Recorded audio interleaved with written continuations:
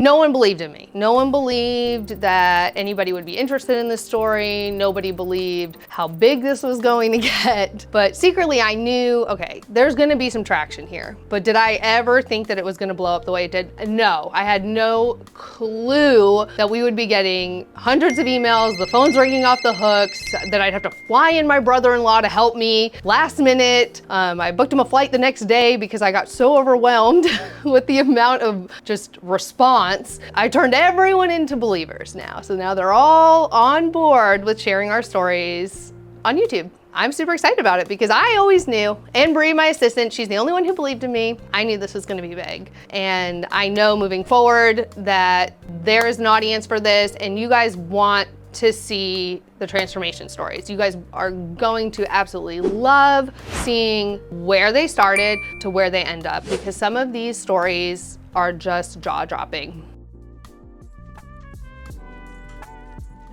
So, like most moms and all those that love the murder stories, you know, all those podcasts that are out there, when my kids go to bed late at night, I go on YouTube. I follow a bunch of different podcasts on YouTube. So I follow some that are lawyers, some that are reporters, and then one day I came across Jumpsuit Pablo. Content is funny and it'll make you laugh, but it's serious and it's just really enjoyable to listen to.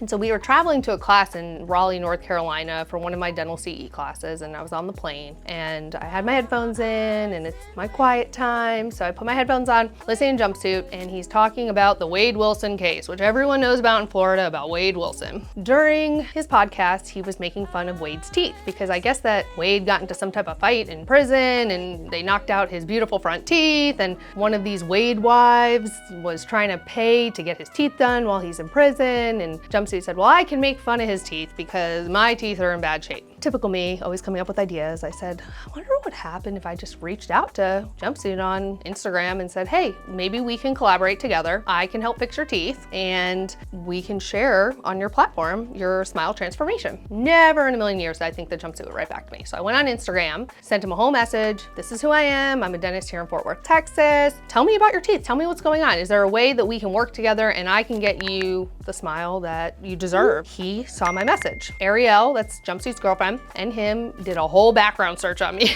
They looked at my website, they looked at all the cases I've done, they looked at my credentials, and they reached out to me the same day and said, you know, we're definitely interested in talking further about this. And I figured, okay, well, he's always on film, he's probably gonna wanna FaceTime, make sure I'm legitimate. Picked up the phone, I called him and I said, do you wanna FaceTime? Do you wanna make sure I'm real? No, I don't wanna be on FaceTime. I trust you, we already looked you up. So I said, okay, you know all about me then. So we worked it out where he sent me his most recent x-rays. He for sure was a full mouth case. You know, when he was in prison, he told me the story that he was in solitary confinement, I think it was for like 46 days, something like that, where one of the teeth on the top got so infected that his entire palate was so swollen that it was hanging in his mouth, touching his bottom teeth. And I said, well, what do they do in prison when something like this happens? He goes, well, they just gave me ibuprofen, and when the dentist comes, they just pulled my teeth out. So he was missing the majority of his top teeth. The bottom teeth were not in great condition. We worked it out for him to come out here to my office in Fort Worth, and we did a full workup of his case, and we did the surgery while he was here. I think it was 7 implants on the top, 8 implants on the bottom. Before he went back to South Carolina, he left in his temporaries, and probably by August, September, we will have his finals in. We really wanted to share his story because also he wasn't posting content, and he has a huge following, so people are like, what happened to him? I think even somebody wrote, is he back in prison? And we're like, no, he's not back in prison. He had surgery done, and we wanted to make sure that within, you know, the first couple of weeks that he was able to post content again, that we shared what actually was going on. And that's how I ended up on Jumpsuit's podcast. Being on the podcast was really my first time on film and filming anything. I'd never shared my stories via video, but it was a really eye-opening experience for me. I loved sharing my work because this is what I'm passionate about, and I absolutely loved his transformation. And really, we both decided that this was a good idea to share his story, and he was open to being vulnerable enough to show, hey, this was the condition of my teeth in a very raw, real, honest way. And it was something that was super relatable with not only his audience and his followers, followers, but everyone. I mean, we've had people that never even had watched Jumpsuit that because, you know, we were talking about teeth, found his video and have found me. And I realized just the need out there of patients that need this surgery and need help with their teeth, that I have decided, you know what, I'm gonna start sharing all my stories, and I'm gonna start sharing not just my stories, but really the stories of my patients and how they got this way and how we're gonna change their lives, change their smiles, and make their life just that much better.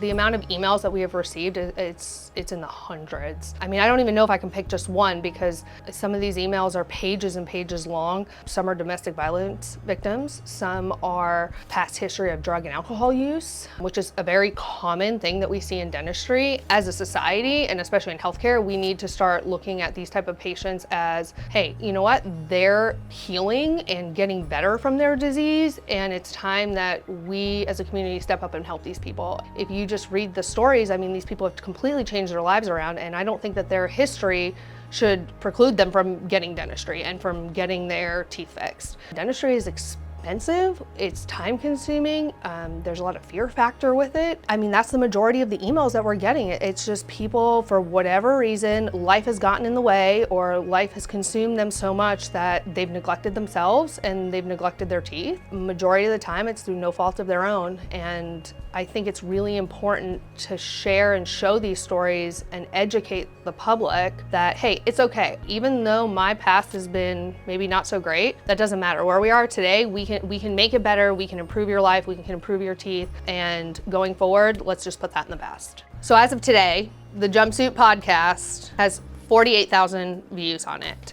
I mean, I'm blown away. I never thought 48,000 people would view something that I put out there or view this story.